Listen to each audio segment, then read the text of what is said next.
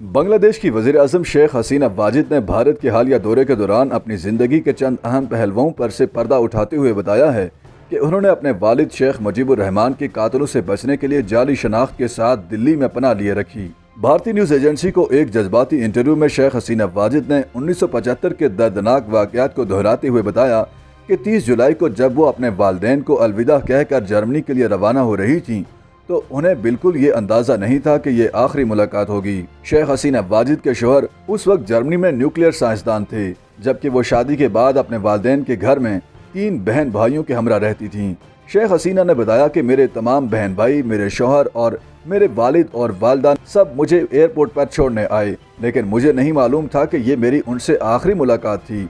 अपनी जर्मनी आमद के 2 हफ्ते बाद ही 15 अगस्त की सुबह शेख हसीना को खौफनाक खबर मिली कि उनके वालिद का कत्ल हो गया है, लेकिन ये खबर सिर्फ वालिद की हलाकत तक ही महदूद न थी, बल्कि उनकी फैमिली के दीगर अफराद को भी कत्ल कर दिया गया था। ये उनके लिए इंतहाई नाकाबिले यकीन था। शेख हसीना ने बताया कि हमें अभी तक मालूम नहीं है कि असल में क्या वाक़या हुआ था।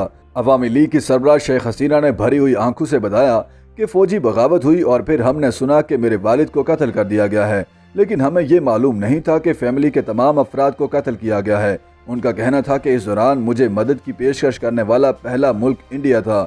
इंदिरा गांधी ने फौरी तौर पर पैगाम भेजा कि वो हमें सिक्योरिटी और पनाह देना चाहती हैं।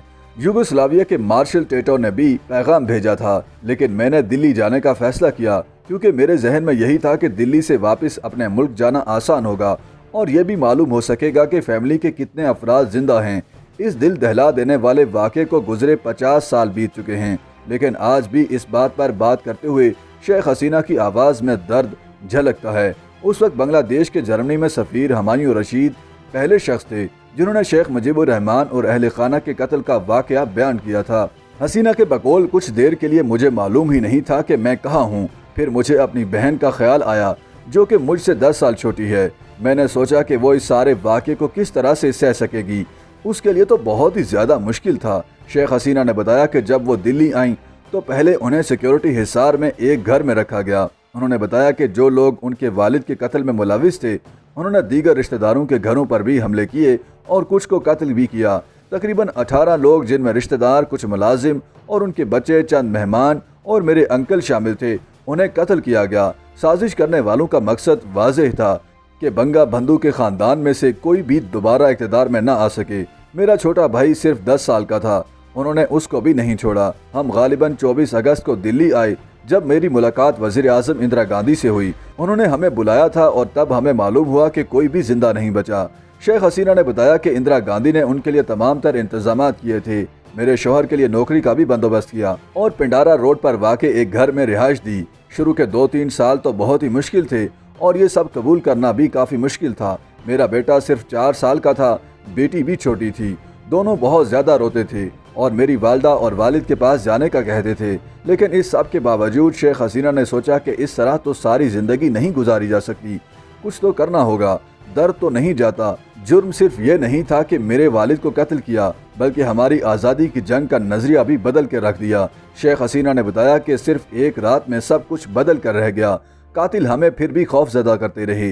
वो हमारे ताक़ुब में थे और जानना चाहते थे कि हम कहाँ रहते हैं, लिहाजा हम मुख्तलिफ नामों और जाली शनाख्त के साथ पिंडारा रोड पर क़याम पज़ीर रहे। अवामी लीग की रहनुमा का कहना था कि ये इंतहाई दर्दनाक बात होती है कि आपको अपनी शनाख्त और नाम छुपाना पड़े। शेख हसीना वाजिद अवामी लीग की सरबराही मिलने के बाद मई 1981 में बांग्लादेश वापस लौटी, जब हालात काफ़ी हद तक बदल चुके थे।